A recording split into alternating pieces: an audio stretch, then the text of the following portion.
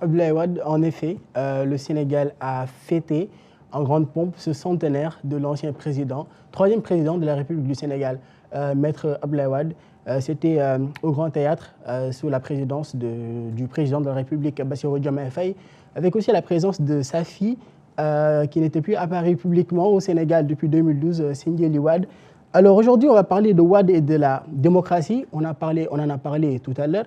Wade qui a œuvré pour la démocratie pendant presque toute son existence. Alors pour comprendre Wade, il faut remonter à l'opposant, pas au président, l'opposant et l'avocat.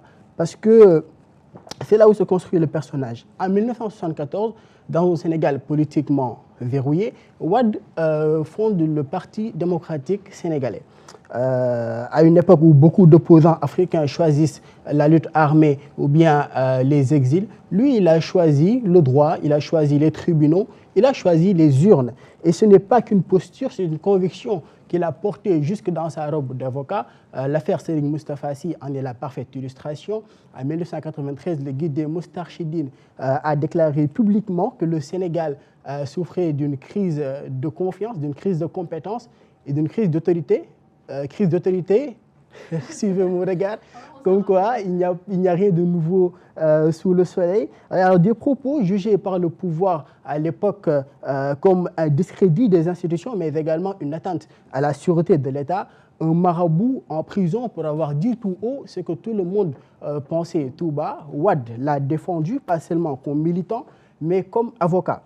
Il sera lui-même arrêté dans le sillage de cette affaire lors des manifestations en février 1994 qui feront 8 morts. Alors, ce Wade-là, l'avocat des sans-voix, le défenseur des libertés, c'est celui dont le Sénégal se souvient aujourd'hui avec émotion en ce centenaire. Alors, pendant 26 longues années, dans l'opposition, son parcours est jalonné d'arrestations, d'exil, mais de défaites répétées aux élections présidentielles. Mais il est toujours revenu, il n'a jamais lâché l'affaire.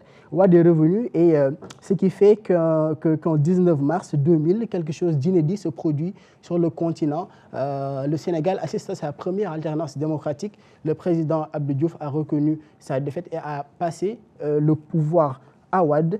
Wade avait 74 ans. Et en 2000, on en retourne, c'était le moment de vérité. Wade élu en 2000 pour un mandat de 7 ans, puis réélu en 2007 pour un mandat de 5 ans, après modification constitutionnelle, bien sûr. Alors, annonce sa candidature pour un 3e mandat.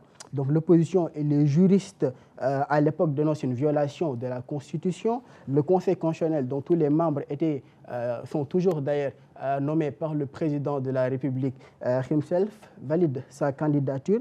Eh bien, la rue explose. Une coalition est née, formée de partis politiques et d'organisations qui s'appelle le mouvement 23 juin, qui a porté le combat avec qu'un seul mot d'ordre, non au 3e mandat anticonstitutionnel.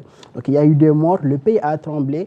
Et derrière ce 3e mandat-là, beaucoup voyaient en fait une entreprise de succession du pouvoir héréditaire à son fils Karim Wade. Donc Wade, le démocrate, comme on l'a toujours connu, voulait transformer le Sénégal en une monarchie républicaine.